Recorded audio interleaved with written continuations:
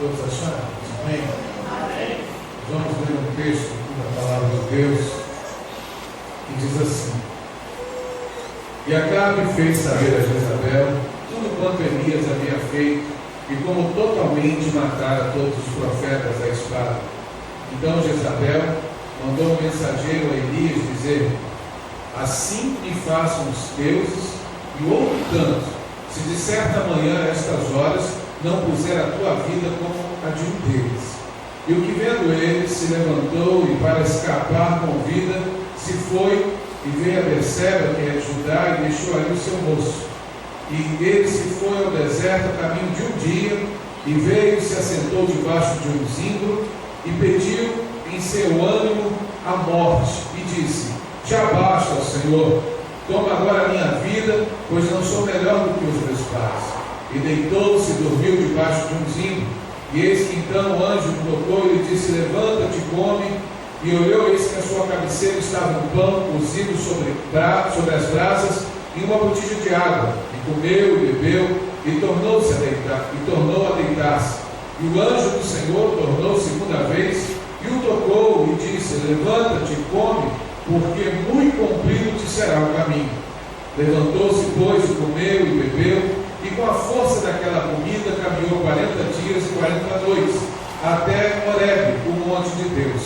E ali entrou numa caverna e passou ali a noite. E eis que a palavra do Senhor veio a ele e disse: Que fazes aqui, Elias? E ele disse: Tenho sido muito zeloso pelo Senhor, Deus dos exércitos, porque os filhos de Israel deixaram o teu conserto, derrubaram os teus altares e mataram os teus profetas à espada.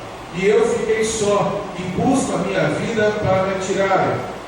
E ele lhe disse: Sai para fora e põe-te neste monte perante a face do Senhor.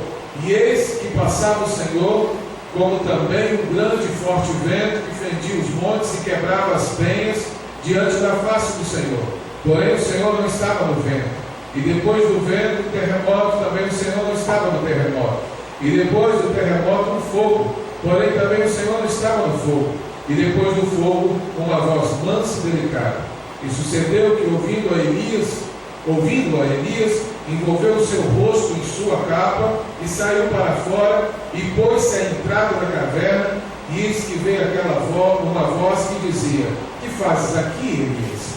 E ele disse: Eu tenho sido um extremo zeloso pelo Senhor, Deus dos exércitos, porque os filhos de Israel deixaram o teu conserto, derribaram os teus altares e mataram os teus profetas à espada. E eu fiquei só e busco a minha vida para tirarem. E o Senhor lhe disse: Vai e volta pelo teu caminho para o deserto de Damasco, vem e unge a Azael, rei sobre a Síria, também a Jeú, filho de Nissi, ungirás, rei de Israel, e também Eliseu, filho de Safate, de Abel Meolá, ungirás profeta em teu lugar. Amém, irmãos? Eu vou repetir só a primeira parte do versículo 11, que diz: Sai para fora e põe-te neste monte perante a face do Senhor. Amém? Senhor, diante da tua presença, que o Senhor, meu Pai, nós te agradecemos pela tua palavra lida e que teu Espírito Santo venha aplicado em nosso coração segundo o teu propósito nessa noite, porque tu é a honra, a glória e todo o louvor, Pai. Obrigado, porque cremos na tua presença aqui nesse lugar e que o teu nome seja engrandecido sobre tudo e sobre todos, em nome de Jesus. Amém. Amém, irmãos? Podem se sentar. Glória a Deus. Glória a Deus. Louvado seja o nome do Senhor. Graças a Deus. É muito bom poder estar na casa do Senhor. O salmista diz: Alegrei-me quando me disseram: Vamos na casa do Senhor. E estar nesta oportunidade aqui reunidos, compartilhar essa palavra de Deus, que sempre é bênção para nós, porque a palavra de Deus, embora essa história tenha sido dentro de um contexto diferente do que eu e você vivemos hoje, mas eu tenho certeza que ela é aplicável às nossas vidas, segundo a revelação do Senhor. O texto, fala sobre o personagem principal dessa passagem, chama-se Elias. Mas não tem como a gente entender toda a sua necessidade, todas as circunstâncias que cabiam, que ele vivia naquele momento. Não tem como nós entendermos de fato o que estava acontecendo, se não vislumbrarmos o contexto da história. Naquele tempo, o povo de Israel, chamado também como Reino do Norte, estava sendo governado por Acabe, estava sendo rei, o rei era Acabe. Por 200 anos o Reino do Norte foi governado por 19 reis, e dos 19, todos estavam longe da presença do Senhor. Não era diferente Acabe. Acabe fazia tudo aquilo que era contrário à vontade de Deus. Parecia até algo constante, porque na verdade, o Deus, Criador dos céus e da terra, tinha aquele povo como seu próprio povo. E ele era o Deus exclusivo de Israel. Mas mesmo assim, Israel voltava-se para outros deuses, voltava-se para outras culturas. E era comum naquele tempo os homens casassem com mulheres estrangeiras, com mulheres de outras culturas, que automaticamente traziam consigo sua cultura, dos de outros povos, que traziam cultura, adoração a deuses, religião, e na maioria das vezes tentavam implantar ali mesmo em Israel, no meio do povo, todas as coisas que elas haviam aprendido, todos os seus costumes e principalmente a religião. E não foi diferente com Acabe. Acabe era casado com uma mulher chamada Jezabel. Jezabel era fenícia, ela veio era uma princesa, e quando casou-se com Acabe, ela não só trouxe a sua cultura, a sua religião, como ela começou a tentar e conseguiu com grande êxito, em grande parte, de implantar a sua religião. E aos poucos Acabe foi cedendo a Jezabel. Aos poucos Jezabel conseguiu influenciar o marido de tal maneira que ela conseguiu tirar a adoração dos altares de adoração ao Deus de Israel e instituiu naqueles lugares altares de adoração a Baal, altares de adoração a Acera, altares de adoração aos deuses que ela havia trazido. E ela conseguiu implantar aos poucos e começou a influenciar de uma maneira tão grande que uma grande parte do povo acabava sendo influenciado. E aquele povo que tinha no seu currículo a história de um Deus que os havia tirado da terra do Egito, da escravidão, para lhes dar uma terra que mandava leite e mel, aquele povo que viu o mar se abrir, que ouviu e vivenciou todo o cuidado de Deus, toda a bondade de Deus, toda a provisão de Deus na vida deles, aquele povo estava longe da presença do Senhor e aos poucos estava abandonando esse Deus que cuidava deles como um filho cuida dos pais. O Senhor mesmo fala, certa vez o Senhor Jesus, Jerusalém, Jerusalém, muitas vezes quis ajuntar-te como a galinha protege debaixo das minhas asas, como a galinha protege os seus pintinhos, e esse era o tratamento de Deus em Israel. Mas Jezabel trouxe aquela cultura, Acabe permitiu que tudo entrasse, e a adoração a Baal e tudo o que estava acontecendo começou a implementar de uma maneira que muitos, a grande parte, foi a esquecer do Senhor e deram as costas ao Senhor. E Elias naquele tempo era um profeta, e esse é o personagem, Elias, um tisbita, alguém que natural da cidade de Tisbe, na verdade era um lugarejo que fazia parte da Galileia, e ele não foi famoso por causa da sua cidade, que a cidade só tem o nome da cidade só mencionado essa vez na Bíblia, não é mencionado mais, mas a importância do profeta era tremenda, porque naquele tempo em que o povo estava totalmente longe de Deus, longe da vontade de Deus, e era assim que Deus fazia na maioria das vezes, Deus levantava o profeta, e o profeta era a voz de Deus, o profeta era o canal de Deus para anunciar ao povo a vontade de Deus.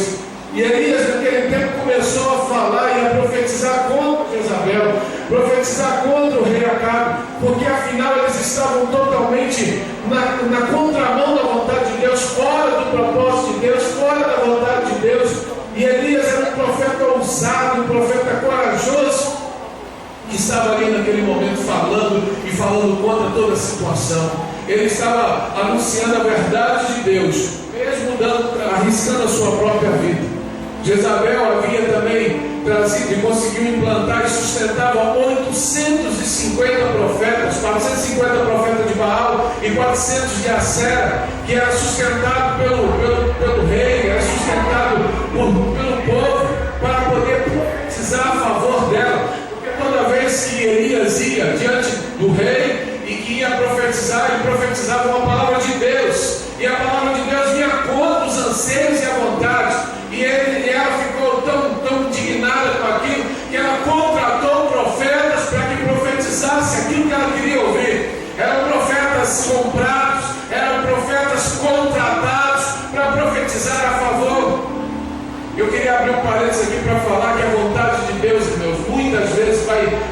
vir, sabe, vai confrontar a nossa vontade. Nem sempre o sim é o que Deus quer para nós. Muitas vezes Deus vai dizer não, muitas vezes Deus vai nos confrontar, e o confronto de Deus não significa que Deus não nos ama. O confronto de Deus não significa que Deus não está nos alertando e nos ensinando o caminho. A vontade de Deus é que estejamos debaixo da sua vontade e vivamos os seus planos, os seus sonhos, porque os planos de Deus são maiores e os sonhos de Deus são melhores do que o nosso, e nós precisamos aprender assim. Mas aquela mulher não pensava desse jeito, e a Bíblia relata, irmãos, que Jezabel se portava como alguém possuído, uma mulher que estava possessa por demônio. Por muitas vezes a sua forma de agir, as suas aparições eram de uma mulher que estava possuída, uma mulher endemoniada, e Jezabel agia dessa maneira. Mas Elias estava lá e continuou sendo forte e valente. E o nosso personagem, Elias, ele fez grandes feitos. Deus, através dele, fez coisas tremendas.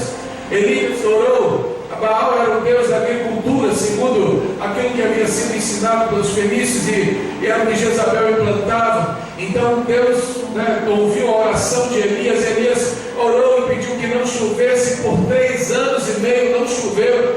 Imagine 3 anos e meio sem chover. A gente está vivendo no Brasil uma escassez, uma seca, mas não porque estamos há tanto tempo assim, mas tivemos uma grande estiagem, e essa grande estiagem provocou uma série de problemas para várias cidades do nosso país. Agora imagine 3 anos e meio sem chuva, e Deus ouviu a voz dele, e Deus não mandou chuva. Esse mesmo profeta desafiou os profetas de Baal, desafiou os profetas de Jezabel. Ele teve a coragem de chegar diante do povo dizendo: até quando cocheareis entre 2 pensamentos? Ou seja, até quando vocês vão ficar em cima do muro? Até quando vocês vão ficar acendendo uma vela para Deus e outra para o diabo, entre aspas, como ditado popular? Até quando vocês vão adorar a Deus e a Baal? Vocês têm que se definir. Se Deus é Deus, sigam. Se é Baal, então siga Baal. E ele faz um desafio, propõe um desafio.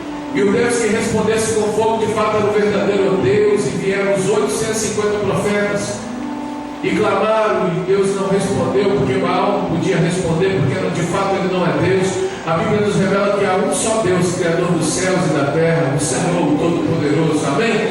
E é esse Deus que nós estamos adorando aqui. Esse é o Deus de Elias.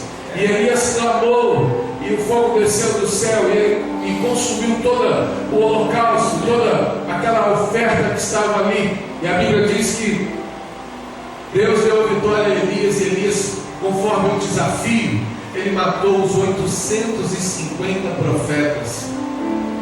Um homem sozinho enfrentou 850 e todo o poder do rei, mas ele venceu porque era um desafio, e Deus o honrou. Esse mesmo Elias que viveu coisas tremendas, esse mesmo Elias que havia, por um tempo sido sustentado, nesse tempo de seca, ele foi sustentado por corvos. Os corvos iam levar para ele carne e pão. Esse mesmo Elias que havia vivido tantas experiências com Deus, eu estou contando um pouco das experiências para você entender que nível que Elias estava de experiência, quanto Deus tinha realizado na vida dele, e através dele, Elias multiplicou o azeite e a farinha de uma viúva que ele sustentou, a viúva de Sarepta, que não tinha mais o que comer. Ele falou: vai, faz o que você terá, prepara um bolo para mim e depois para você e para o seu filho, porque ela disse: olha, o que nós temos é só para uma refeição e nós vamos comer e morrer. E ele fez multiplicar, e aquele azeite, aquela farinha nunca acabou, a provisão veio. Sabe, esse Elias tremendo, alguém que fez coisas tremendas, mas que era tão comum quanto eu e você.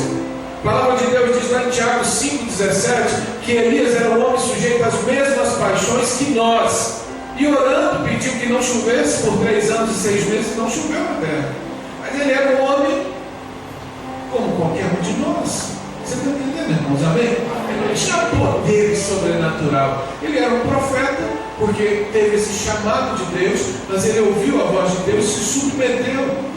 E a palavra nos mostra que Elias recebe uma ameaça, porque chega ao ouvido de Jezabel: olha, Elias acabou, matou todos os seus profetas, e ela já não tinha muita simpatia por ele, e mandou um mensageiro dizendo que ia acabar com ele.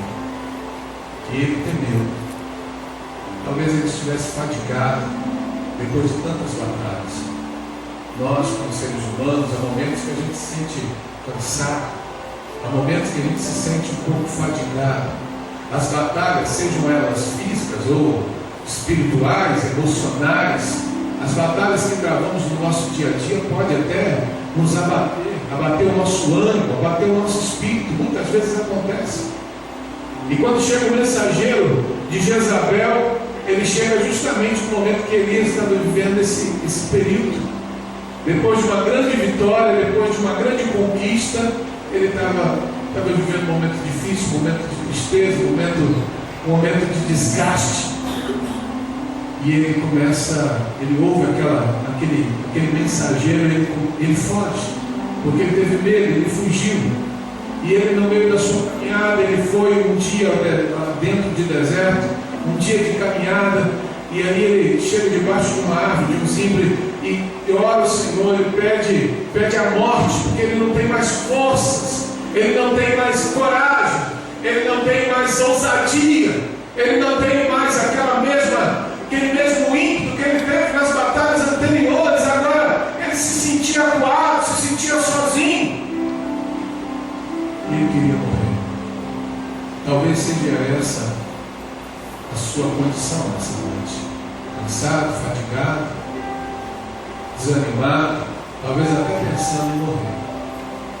Mas a Bíblia diz que o Senhor mandou um anjo naquele lugar, e o anjo despertou, e veio um alimento para ele. Com aquele alimento ele andou por 40 dias e 40 noites. O Senhor o mandou ir a Horebe.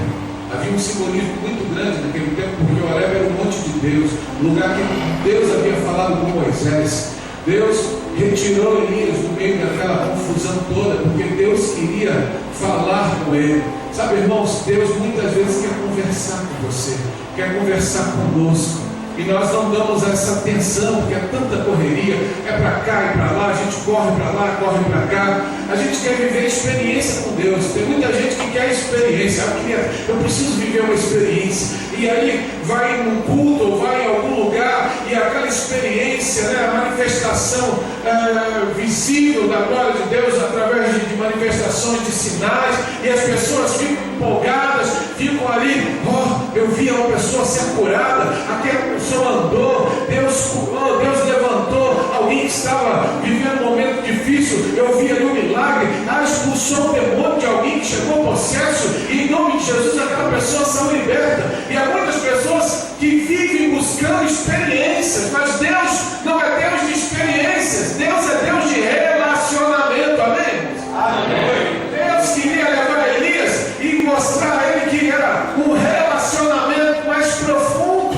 Deus quer nos mostrar que nós podemos viver o tudo de Deus e as promessas de Deus quando tivermos um relacionamento com Ele. Não é de outra forma. As experiências passam. Quanta coisa você já viveu e o fogo já foi embora. Quantas coisas a gente já teve o ímpeto, o ânimo, mas foi embora. Elias estava vivendo um momento difícil e ele chega lá no Horebe, e a primeira coisa que ele faz, com aquele alimento, ele caminhou 40 dias e 40 noites, e ele chega ao Horebe e entra numa caverna. Entrou na caverna. Sabe, irmãos, entrar na caverna é alguém que está acuado, alguém que está atemorizado, acovardando-se. Entrar na caverna é um sinônimo de covardia. Entrar na caverna é um sinônimo de medo. Entrar na caverna, sabe, Deus mandou ele para o monte, Deus não mandou ele para a caverna. Mas ele chegou lá e a primeira coisa que ele buscou foi a caverna. Pastor, mas o senhor disse que ele estava fatigado. Estava sim, ele estava fatigado, ele estava com medo, ele estava vivendo um momento difícil. A ameaça de Jezabel foi o suficiente para desestabilizar um homem que havia enfrentado 850, um homem que havia, sabe, na ousadia de Deus, feito coisas tremendas, e agora ele esqueceram tudo isso e se mete dentro de uma caverna. Se colocar dentro de uma caverna, ou se enfiar dentro da caverna e achar que tudo que Deus tinha para fazer na sua vida já foi feito. Talvez foi esse o pensamento de Elias, talvez seja o teu pensamento nessa noite. Você se enfiou na caverna porque você acha que já viveu tudo que tinha que viver com Deus. Não, tá bom do jeito que está, eu não vou lutar mais, eu acho que isso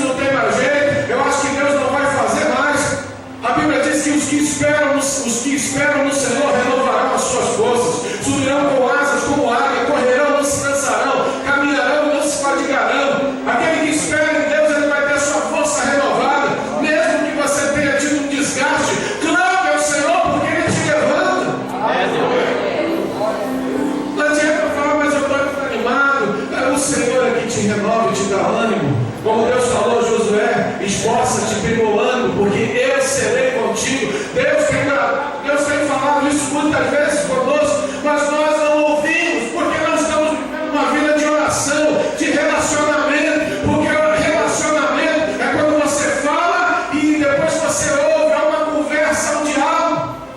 Você passa a entender a voz da pessoa e compreender, a conhecer a voz. Deus.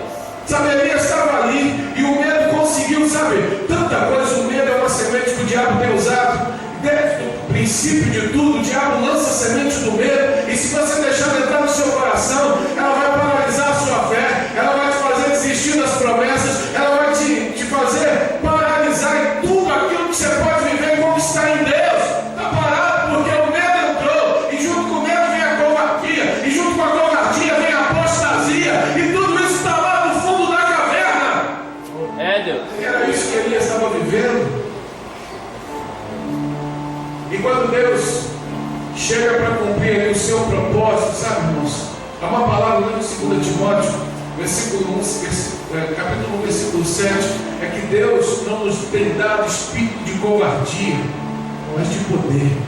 Deus não te deu um espírito de covarde. Sabe, há muitas promessas, pastor, mas a batalha, uma batalha vencida não significa que a guerra está ganha. Você precisa continuar de pé, porque novas batalhas virão. Mas há uma certeza em Cristo que somos mais que vencedores, porque o Senhor da batalha peleja ao seu favor. Você não pode recuar. Você não pode entrar para a caverna e ficar lá, tadinho de mim, como ele estava. O Senhor perguntou: o que fazes aqui? O que tu está fazendo aqui? Eu queria que você entendesse essa pergunta. O Espírito Santo fazendo para você nessa noite, que está dentro da caverna: o que você está fazendo aqui? Deus. Elias respondeu: não, eu estou aqui porque eu sou muito zeloso pelo Senhor, sabe como é que é? E o povo de Israel tudo te abandonou, Senhor. E Jezabel matou todo mundo a espada, e ela quer me matar também. Só tem eu, só sobrou eu, coitadinho de mim. Talvez você está falando assim, cheio de desculpas. O enfiado dentro da caverna está dizendo: não, mas é porque, sabe o que é? Não é por causa de mim. Eu queria estar fazendo outra coisa. A culpa é dos outros. A covardia se agigantou de tal maneira que você se enfiou na caverna como Elias. E o Senhor fala pela segunda vez, e quando ele se dirige a Elias, pela segunda vez, mais uma vez, ele pergunta a ele, quando diz o texto aqui sobre a manifestação, o Senhor diz para ele: sai para fora e põe-te neste monte perante a face do Senhor. Sabe, sai para fora, sai desse lugar, sai da caverna. Sabe, irmãos, Elias ouviu tanta coisa, e ali houve primeiro um grande vento que destruía as pedras, e Deus não estava naquele vento, Deus não estava no terremoto que veio logo a seguir, Deus não estava no fogo que veio de uma maneira tão gloriosa, porque o fogo é atraente, mas o fogo não era tudo. E através de uma voz suave e mansa, o Senhor fala com ele mais uma vez e me pergunta: que fazes aqui, Elias? Deus. Deus estava mostrando para ele que a obra não acabou, não acabara. Sabe, fala para quem está do teu lado: o que Deus tem para fazer na tua vida não parou por aí, meu irmão ou minha irmã. Tem muito mais ainda por vir. Muito mais. Quando ele ouve a voz do Senhor, ele teve discernimento: essa é a voz de Deus. Isso que é a diferença de ter relacionamento ou não. Quem vive uma experiência com Deus, ele vive só uma experiência, não tem relacionamento. Quem tem relacionamento é igual quando você atende o celular, o telefone, toca e você atende, e quando a pessoa do outro lado fala alô, você já sabe quem é, porque você reconhece a voz e você já responde imediatamente, porque pela voz você sabe quem está falando do outro lado. Você não precisa olhar para a número, você não precisa conferir, porque a voz é audível, é conhecida, está lá na sua mente, porque é alguém que você sempre está conversando, é alguém que você sempre está falando com ele, então é alguém que você tem relacionamento. Deus. Muitas vezes nós não estamos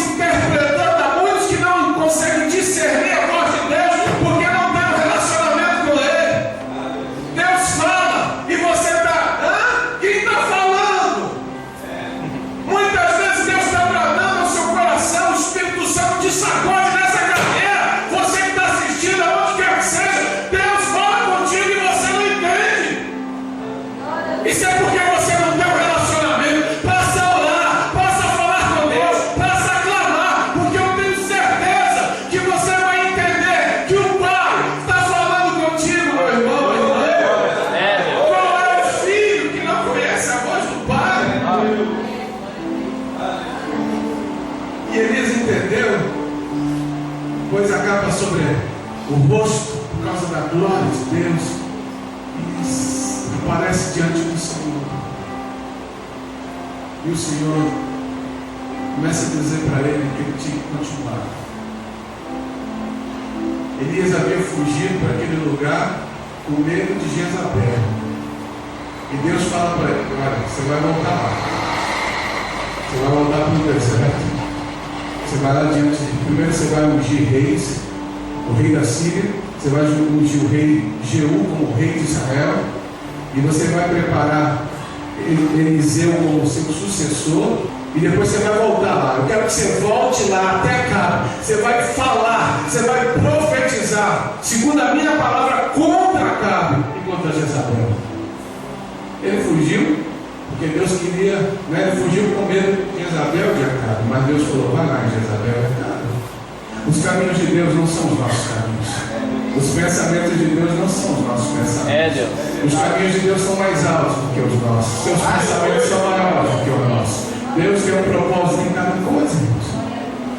E a Bíblia diz que Elias saiu daquele lugar tão cheio de Deus, tão avivado, e ele partiu, e mais à frente, mais adiante, ele chega lá, e ele vai diante de Acabe e diz: olha, eu vim aqui para te dizer, o Senhor mandou te dizer que você vai morrer, e os cães vão lamber o teu sangue, e que Jezabel vai morrer e será comida pelos cães.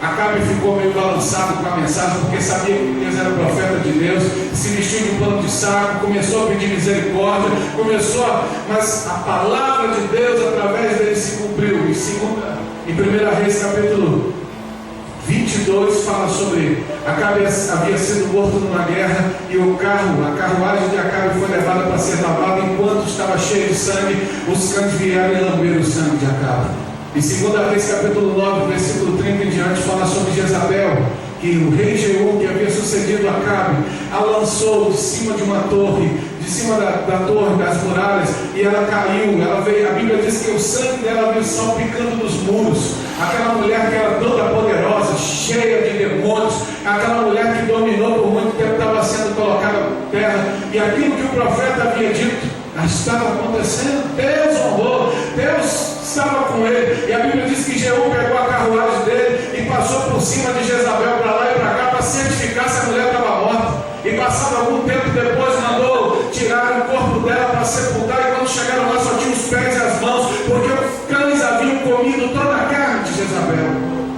Sabe, Deus manda tu sair da caverna, não é para que você dê uma voltinha e voltar para a caverna, não. Deus te manda sair da caverna porque Ele quer te honrar. Deus quer que você saia da caverna, porque através de você, Deus ainda vai fazer grandes coisas. Deus quer que você saia da caverna do comodismo. Deus quer que você saia da caverna que tem feito com que muitas pessoas, sabe, esqueçam as promessas de Deus, e a maior de todas elas é a salvação. E tem muita gente que não está se lixando, ou desculpe a expressão, mas não se importam com a salvação, não se importa com a sua eternidade. Tudo isso aqui vai passar um dia, tudo isso vai acabar, essas paredes não permanecerão eternamente, mas a vida do Senhor é certa, e nós precisamos estar preparados. E se ficar dentro do teu coração, você não vai sair da caverna nunca, e dentro da caverna você vai ser... O que você vai conseguir? Deus está trazendo essa palavra: sai da caverna, porque é tempo de mudança, é tempo de transformação, é tempo, sabe, de tomar uma atitude, é tempo de você ter uma aliança com Deus de fato, de verdade, de servi-lo com toda a dedicação. Mas os perigos, maior é o que está em nós do que o que está no mundo. Mas como vencerei? Se Deus é por nós, quem será contra nós? Mas o mundo jaz no maligno. Mas aquele que está em Cristo, nova criatura é. As coisas velhas passaram. O mundo e o maligno ficou para trás. Você agora é uma nova criatura em Cristo Jesus, para fazer a diferença. Elias foi honrado. Ele poderia ter morrido lá dentro daquela caverna. A história dele seria contada de uma outra maneira, mas a vida dele foi tão tremenda que Deus o honrou tão grandemente, porque Elias, depois de todos os seus feitos aqui na terra, Elias não não experimentou a morte, irmãos. Elias não morreu. Tem um irmão, um amigo nosso, que ele disse que se ele pudesse ele não queria morrer, ele queria subir como Elias. E Elias subiu numa carruagem de fogo. O Senhor o levou vivo, um traslador para o céu. Tudo isso porque um dia um homem que estava na caverna com medo, pensando que estava o fim, pensando que tudo tinha acabado. O Senhor havia dito para ele: olha, vai, faz o que eu estou te mandando, mas olha, escuta uma coisa, você não está sozinho não, tem 7.000 aí que ainda não se dobraram diante de Jezabel, de Baal, e que eu tenho conservado. Talvez você tenha pensado que está sozinho, mas olha ao seu redor, há uma multidão de santos nessa terra que tem buscado o Senhor, que tem glorificado o nome do Senhor e que está caminhando junto contigo para Canaã celestial. Quer uma companhia melhor? Talvez você diga assim: pastor, mas o meu problema ninguém sabe, eu estou sozinho nessa luta, eu estou sozinho nesse problema. Mateus 28:20, Jesus disse que estarei convosco todos os dias até a consumação dos séculos. Jesus está contigo onde você estiver, e Ele é sabedor do teu problema, porque Ele tem poder para agir em todos eles. Amém? Amém. João 14, o Senhor Jesus disse que não nos deixaria órfãos, enviaria um Consolador, o Espírito de Deus, o Espírito Santo, e além da presença de Jesus, o Espírito Santo de Deus habita em você para te dar direção, para ensinar o caminho que deve andar. Então por que você está dentro da caverna? Vamos orar. Eu queria que você fechasse seus olhos, por gentileza. Fique à vontade, se puder sentar, mas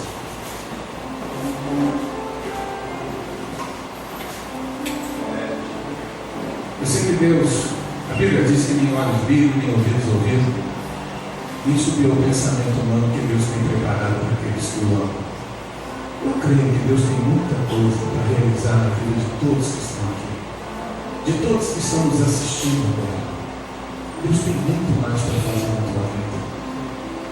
Mas quando o medo te domina, quando a fraqueza se manifesta, e quando você não se lança pela fé, de fato, todas essas coisas serão enterradas, talvez até esquecidas, porque Deus não vai dar prosseguimento se você não crer.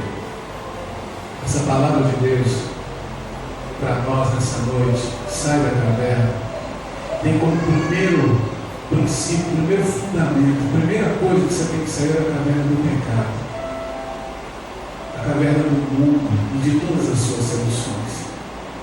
Entregar sua vida a Jesus e recebê-lo como Senhor e Salvador é o primeiro passo de ser um profeta, um sacerdote nessa geração, para fazer diferença por onde quer que você for. Eu tenho certeza que Deus tem me chamado na vida de todos. Eu tenho certeza que Deus tem me chamado na tua vida também. E se você está aqui não para uma religião a mais ou para ser um religioso, mas entender essa palavra, talvez você tenha estado acuado, talvez no comodismo, e essa não é a primeira vez que Deus está falando contigo, que tem propósitos, planos, projetos para a tua vida, e você tem fugido por muito, mas Deus nessa noite te chama. E se você está disposto a se render, a entregar sua vida a Jesus, ou a voltar para os caminhos do Senhor, eu queria que você levantasse ou acenasse com uma de suas mãos. Se há alguém, por favor, levante sua mão. Eu quero orar por você hoje, em nome de Jesus.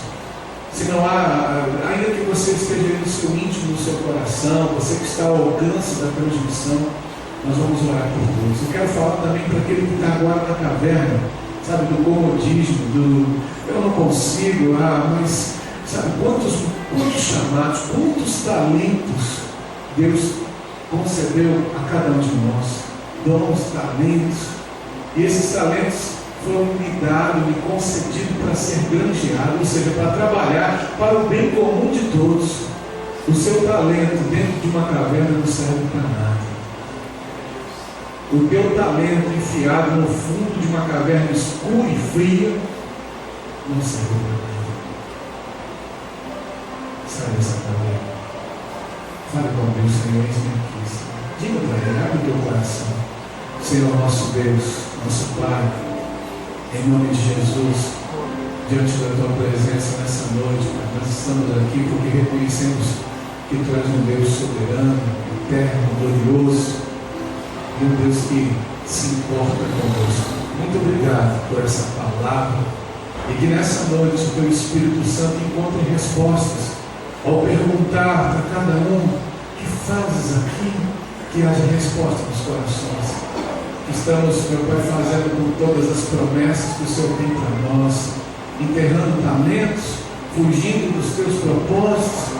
Não, Senhor, nós queremos viver um dia, Senhor, a recompensa de estar com o Senhor na eternidade. Um dia conheceremos Elias, de fato estaremos ao lado dele. Essa é a nossa maior esperança, Senhor. Por isso, nessa noite, Pai, que o teu Espírito Santo venha mover os corações. Senhor, nós não estamos nessa terra em busca de fogo, nem em busca de terremoto, nem em busca de ventos. Nós estamos nessa terra, Senhor, em busca de um relacionamento cada dia mais e mais forte contigo. Ainda que habitemos nessa terra, meu Deus, nós somos cidadãos celestiais e cremos nisso e vivemos como cidadãos do reino de Deus. Por isso, nessa noite, Pai, que todos aqueles que estavam cochilando, que todo medo, que todo desgaste, que todo desânimo caia por terra, e nós clamamos agora pela tua palavra, Senhor, que está escrito que os que esperam no Senhor renovarão as suas forças. Que nessa noite o Senhor derrame o renovo sobre o teu povo, que o Senhor derrame o renovo sobre todos nessa noite, pelo poder que é no nome de Jesus. Que todos aqueles que estão cansados, abatidos, que todos aqueles que estão, meu Pai, como fracassados, desesperançosos, em nome de Jesus, restaure a coragem, restaure a ousadia, restaure o ânimo do teu povo, pelo poder que é no nome de Jesus. Pai, nós profetizamos e declaramos segundo a tua palavra: subirão com asas como águia, Senhor, correrão, não se cansarão, caminharão, não se fadigarão, porque esta é a tua promessa, Pai.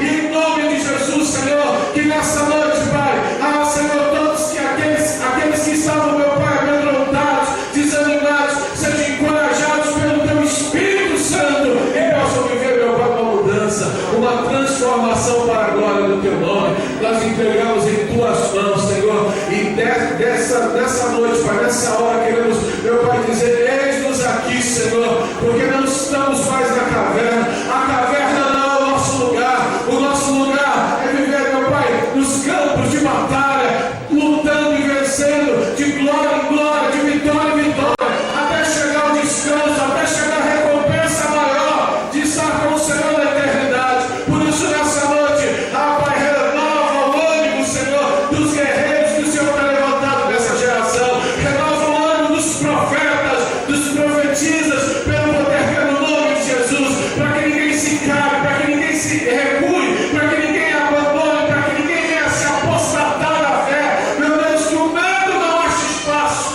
Nós rejeitamos e repreendemos pelo poder do nome de Jesus. Nós oramos agradecidos, Pai, por essa palavra e abençoamos a todos pelo poder do nome do Senhor Jesus. Amém.